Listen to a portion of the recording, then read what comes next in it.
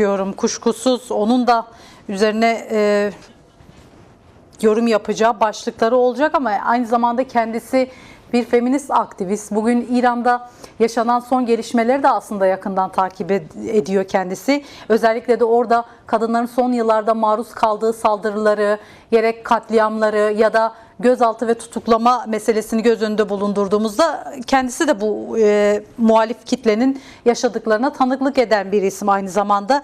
Bazen yer yer yazdığı köşe yazılarında da buna değinen bir noktada duruyor. Değerli Berrin Sönmez, bu başta sizin de ayrı bir parantez açmanızı isteyeceğim. Çünkü bir yanıyla da emperyal güçlerin müdahalesini siz nasıl yorumluyorsunuz İran halklarına, orada direniş gösteren halklara, belki de o topraklarda söz sahibi olmak isteyen kesimin bundan sonraki sürece direniş boyutuyla yansımasının nasıl olup olmayacağını üzerine belki birkaç şey söylersiniz. Sizi dinleyelim.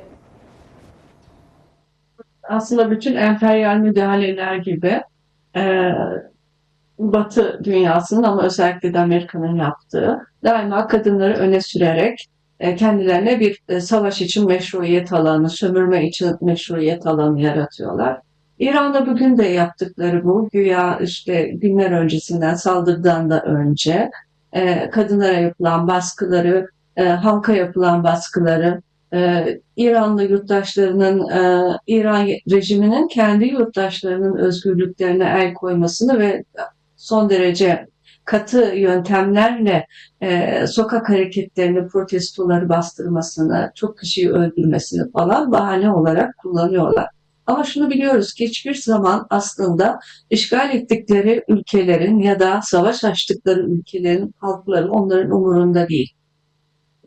Onlar sadece kendi politikaları açısından risk olarak gördükleri ülkeleri istikrarsızlaştırmak istiyorlar. Yani Molla rejiminin yıkılması da o kadar umurlarında olduğunu zannetmiyorum. Sadece bölgede istikrarsızlık olsun. Bu istikrarsızlık İsrail'in istediği zaman istediği her ülkeye rahatlıkla saldırmasını mümkün kılacak bir şey. Amerika da bunu destekliyor. Ama tabii ki o bölgelerin, toprakların, yeraltı, yerüstü zenginliklerine de el atmak, bu savaş maliyetini o işgal ettikleri ya da savaş açtıkları ülkelerin temel kaynaklarından kat be kat çıkarmak istiyorlar. E, Buna rağmen şunu da söylemek lazım. İran halkının evet çok güçlü bir kültürü var. O kültürün birleştirdiği halklar bir aradalar. Ama bunun dışarıdan gelen müdahaleyle güçlü bir rejim olmadığı takdirde daha doğrusu bu Molla rejimi devam etmezse bayağı bir çöküş içinde görünüyor çünkü. Sistemi tam olarak bilemeyiz ama bir dağılma yaşanırsa o zaman İran halkları arasında da bir kendileri için alan yaratma mücadelesi başlayabilir ki bu en kötü senaryo bence. Ama şunu söyleyelim, Epstein dosyalarından bahsedildi konunun başında. Epstein dosya kadınların ve reşit olmamış genç kadınların ya da çocukların cinsel nesne haline getirilmesi. Bu genellikle pedofili diyorlar ama bizler biliyoruz bu pedofili değil. İrade var ortada. Pedofili bir psikiyatrik hastalıktır ve iradesizlikle ölçülür. Ama onların iradeleri var. Bu dosyada yer alan isimlerin. Dolayısıyla bu bir pedofili değil, doğrudan doğruya cinsel istismar. Bu cinsel istismar dosyalarının yer aldığı gündemde tabii ki Trump'ın adı da geçiyor, daha pek çok kişinin adı geçiyor ve bunun İsrail'le de ilişkisi var ve böyle bir ortaklıkla e, kadınları kurtarmak amacıyla geldiklerini söyledikleri İran'da yaptıkları ilk iş Gümrüz Yağı'nda bir kız ortaokulunu bombalamak oldu. 148 çocuk öldü orada ve çok sayıda yaralı var. Şimdi böyle bir durumda zaten hiç kimse inanmıyor da bunu söyleyebilmeleri bile tam bir yüzsüzlük tabii ki. Kendi çıkarlarını geri planda saklı tutuyorlar. Dünyanın gözünden kaçırmaya çalışıyorlar. Ee, İran'da halkların Bütün bunları görerek birbirine tutunması gerekiyor. Aslında kadın hareketi İran'da oldukça güçlü. Fakat Hamene'nin öldürüldüğü bir dönemde ve pek çok rejim yöneticisinin, askerinin öldürüldüğü bir ortamda İranlıların, özellikle de Pers kesiminin güçlü bir milliyetçiliği vardır. Dışarıdan saldırılarda birbirlerine tutunurlar. Umalım ki böyle olsun ve kendileri için daha güvenli bir yönetim sistemi kurulması mümkün olabilsin. E, Bunun dışında şunu da söylemek lazım. Bu Pers kültürünün yapıştırıcılığı aslında e, baskı yönetiminin değil, halklara özgürlük sunan yönetimlerin başarabileceği bir şeydir. İran hiçbir zaman bir demokrasi yaşayamadı ama bundan sonra bir demokrasiye evrilmesi için bu saldırıların bir vesile olması mümkün müdür? Neden olmasın diyorum. Ama neden olmasın derken de bazı gerçekleri görmek lazım. Çok parçalı bir etnisite ve bu çok parçalı etnisitenin İranlı olmak, ulus devlet bilincine sahip olmak gibi bir özelliği maalesef yok. Türkiye'de bizim şansımız bir ulus devlet yapısı içinde eşit yurttaşlar olma potansiyelimizin mümkünü, imkanı. Bunu biz de çok tam başaramadık ama bunu başarmak yolunda kendi çözüm sürecimizde ilerliyoruz. Ee, O zaman Bu şunu İran sor. saldırısı bizim çözüm sürecimizi de zehirler mi? Evet, burayı Onu da nasıl düşünmek olur? lazım Etkiler mi? bence. Sizin tespitiniz ne yönlü? Etkileyebilir gibi geliyor. Neden? Çünkü dış politikaya odaklanıldığı zaman iç politikadaki gelişmeler geriye düşebiliyor. Yasaların çıkması vesaire, beklenen yasalar var. Bunların çıkması için iktidar kanadından evet bir takım bilgiler geliyor. Şunlar yapılacak, bunlar yapılmayacak, işte hiç suça bulaşmamış olanlar yargılanmayacak şeklinde ifadeler var. Suça bulaşmış olanlar için de başka düzenlemeler yapılmakta olduğu söyleniyor. Ama bunların hepsi bir anayasa şartına bağlanıyor. Oysa bunlar için anayasaya da gerek yok. Neyse. Ee, Ben bu sürecin biraz zorlanabileceğini düşünüyorum. İmkansız hale gelmez ama zorlanabilir. Çatışma gündemi tam bölgemizde. Suriye nasıl etkilenecek bundan? Suriye'deki Kürtlerin durumu nasıl olacak? İran'daki Kürtlerin durumu nasıl olacak? Şeyleri e, Hoy kampından, El Hoy'dan oraya getirdikleri IŞİD'liler, Irak sınırına, İran sınırına yakın yere getirdikleri IŞİD'lileri nasıl kullanacaklar acaba? Kullanacaklar mı? Bu soruların cevabını uzmanlardan beklemek lazım ama bunlar hep böyle kafada bir çengel olarak asılı duruyor maalesef zihnimizde. Ee, Kadınlara gelince İran'da gene de kadınların çok güçlü mücadele alanları var. Kendileri yaratıyorlar bu alanları. Yıllardır görüyoruz ve bu cenaze törenleri, yaz dönemi bittikten sonra biraz daha net olarak görebileceğiz oradaki tabloyu. Sivil halk şimdi saygı gösteriyor cenazelere vesaire, bir birliktelik hali ya da rejimin bazı gruplarının sokakları boş bırakmaması nedeniyle de kendi güvenlikleri için çıkamıyorlar belki. Ama İran'da hakikaten cenazeye saygı vardır. Kürt kültüründe de bu cenazeye saygı çok büyüktür, değil mi? Biz Türkler maalesef orada hayli aşınma yaşadık. O kötü bir özelliğimize dönüşüyor neredeyse. Onun düzelmesini umalım eskisi gibi.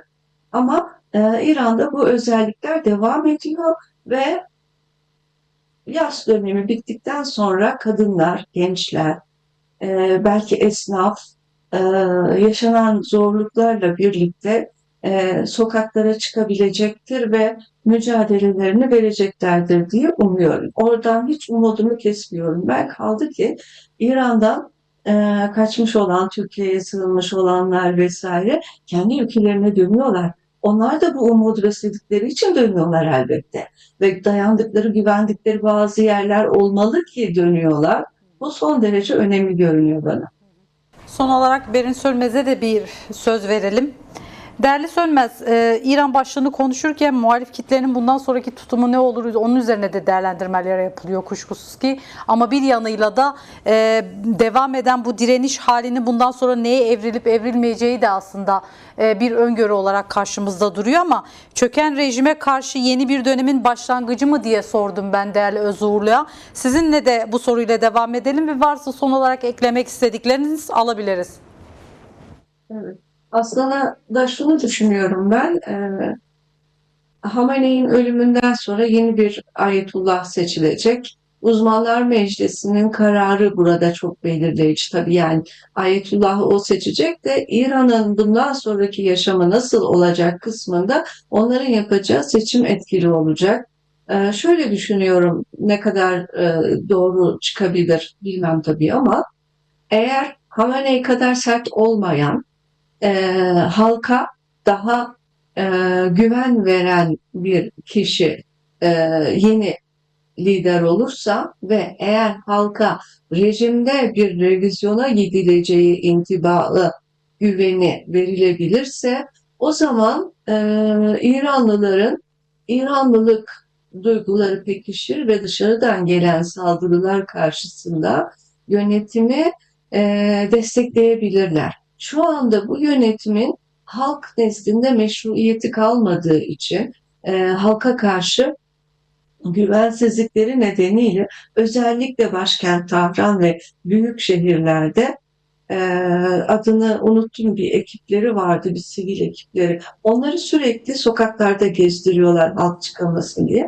Ama eğer o uzmanlar meclisi yeni bir ayetullahı halkın daha sıcak karşılayabileceği bir kişi olarak belirlerlerse, e, dış tehdide karşı milliyetçi duyguları da yükselir halkı ve tekrar bir rejimi destekleme eğilimi çıkabilir karşımıza. Bu ihtimallerden bir tanesidir tabii ki. Burada tabii seçim sonrası ne olacak?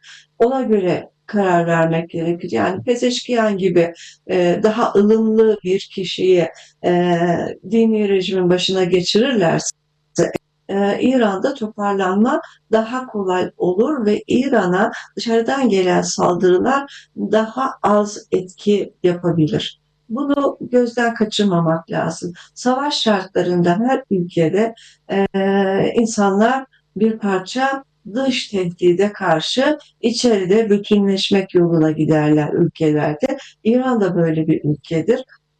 Gerçi diğer Orta Doğu Arap ülkelerine baktığımızda bunu öyle görmüyoruz. Arap kültüründe gelen ağam giden paşam, gelen yabancı bile olsa onu öyle kabul ederler. Şunu da ekleyeyim ben. Bugün İsrail ve Amerika'yı destekleyen Orta Doğu ülkeleri, İran'a karşı cephe alan Orta Doğu ülkeleri, kendi topraklarına bomba indiriliyor diye tutup da Amerikalı askerler öldüğü için üzüntü beyan edenler, mesela onca İranlı ölmüşken, İran'da onca çocuk ve hastane bombalanmışken, yaralılar, hastalar ölmüşken bunu bu şekilde söyleyebilenler sanıyorum ki sıralarını bekleyecekler. Gün gelip İsrail ve Amerika'nın, Trump olsa da olmasa da, Netanyahu olsa da olmasa da, bu devletlerin ortak politikası e, Orta Doğu ülkelerini yiyebilecekleri kadar küçük lokmalara bölerek kendi egemenliklerini Orta Doğu'da ilan etmek. Yani İsrail'deki Amerikan Büyükelçisi'nin, yanılmıyorsam oydu, söylediği bir söz vardı. Bu ulus devletlerle iş yapılmıyor burada. Ulus devletleri yapmak lazım, küçültmek lazım. Herkes ayrı bir kendi ulusal çıkarını düşündüğü için Orta Doğu'da ittifaklar kurulamıyor demişti. Yani kendi politikalarını gerçekleştiremediklerinden yakınıyordu bu şekilde. Dolayısıyla bütün bu Orta Doğu'daki ülkelerin topraklarının küçük parçalara bölünmesi, işte emirlikler, krallıklar emirliklere, emirlikler belki beyliklere vesaire dönüştürülerek çok rahatlıkla her birini teker teker yutabilecekleri lokmalar haline getirmek istiyorlar diye düşünüyorum. İran'la başladılar ama bunun arkasının gelme ihtimali çok yüksek ya da eğer İran'da başarırlarsa kesin gelecek gibi düşünebiliriz. Bu nedenle yani Kürtler de, Türkler de, Araplar da bir parça daha gerçekçi politikalarla hareket etmek zorundalar. Bu ortamda e, güçlenmek ihtimali vardır. Bazı fırsatlar, tarih bazı fırsatları çıkarır ama bu güçlenme fırsatlarını doğru kullanabilmek, real politikaları tam ihtiyaca uygun şekilde tespit ederek mücadeleyi de ona göre vermeyi gerektirir. Dolayısıyla Mahabat Cumhuriyeti'ni hatırlayalım. 1946 yılında hemen İkinci Dünya Savaşı bittikten sonra kurulmuştu. Ve kurulurken aslında İkinci Dünya Savaşı sırasında İran'ı güneyden İngiltere, kuzeyden Rusya işgal etmişti. Rusya çekilmeye karar verdikten sonra Mahabat Cumhuriyeti'ni teşvik etti. Kadı Muhammed Cumhurbaşkanı olarak Mahabat Cumhuriyeti'ni kurdu. Ancak Ruslar çekildikten sonra İngiltere'nin de onayıyla İran Mahabat Cumhuriyeti'ni maalesef 11 ay gibi kısa bir sürede yuttu. E, işte bunlara dikkat etmek gerekiyor. Buralardan çıkarılacak dersler var. Umarım o dersler iyi çıkarılır. Çok büyük bir ulus devlet olmak, bütün şeyleri, Kürt parçalarını bir araya getirip tek bir devlet yapmak bir şeydir. Hayal olabilir. Gerçekçi olmayabilir yani. İşte Türklerin de kaç tane devleti var, Türklerin de kaç tane devleti olabilir. Birlikte ortaklaşa çalışılabilir. Böyle bir şeyleri de düşünmek lazım. Çünkü tek bir büyük parça yapmak isterseniz bu sefer istenirse eğer bu sefer İsrail'in ve Amerika'nın gözü Kürtleri parçalamak üzerine. Yeni kurulacak ya da kurulma aşamasında bir yapıyı parçalamak daha kolay olabilir. Bunu yaparlar. Yani benim söylemek istediğim şu. İsrail ve Amerika Orta Doğu'yu parça pinçik etmek istiyor ki her bir parçasını rahatlıkla kendi kontrolü altında tutabilsin. Bu gidişatı görerek ona göre ve başka yabancı ülkelerden destek bekleyerek değil, kendi iç enerjisiyle insanlar bir yapı oluşturacaklarsa bunun imkanlarını arayıp bulmak zorundalar diyerek bitireyim. Çok teşekkür ediyorum yorumlarınız için, katkılarınız için.